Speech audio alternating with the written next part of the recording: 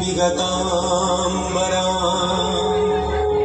शवाशिवरूढां त्रिनेत्रां परां कर्णालम्बी नृमुण्डयुग्मभयदां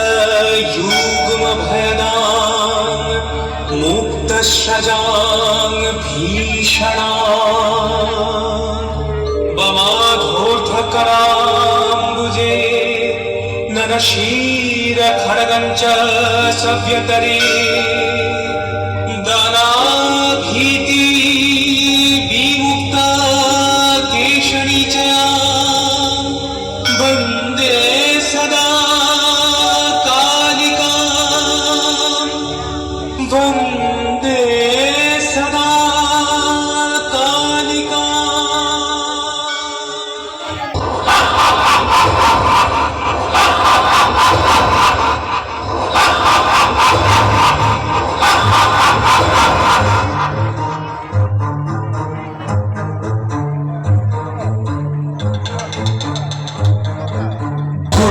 দেবতারা আমাদের সাথে যুদ্ধে পরাজিত হয়ে এখন একজন নারীকে এনে আমাদের সামনে দাঁড় করালো। এইটা আবার কেমন রূপ?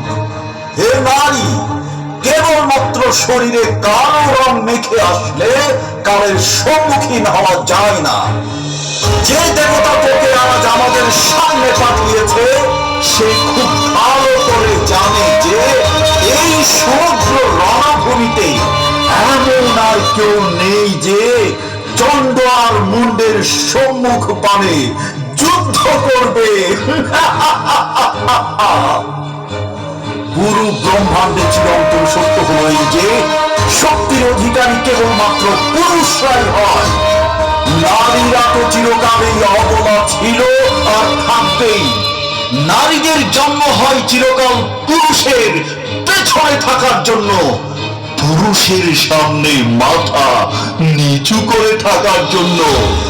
নারীদের কাজ হলো পুরুষদের আনন্দ দেওয়া, বুঝলে কারণে সে যেমন কর্ম দিয়ে কথা দিয়ে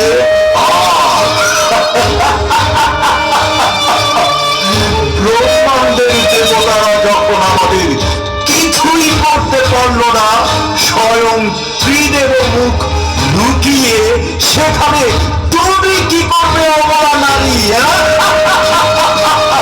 চন্ড মনে হচ্ছে এই কথাই বুঝার পাত্রী নয়।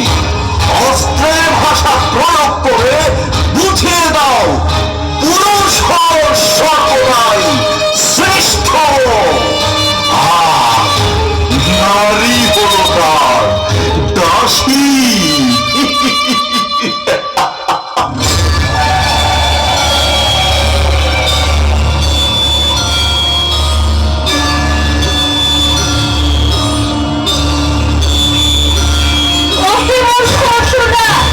ঠিকই বলেছিস তোরা, পুরুষ জন্মদাতা, নারী জন্মদাত্রী। জন্ম হলো পুরুষের দান, মৃত্যু হলো স্বয়ং নারী। আর পুরুষের দান আর শক্তি স্বয়ং নারী। যাদের মনে হচ্ছে নারী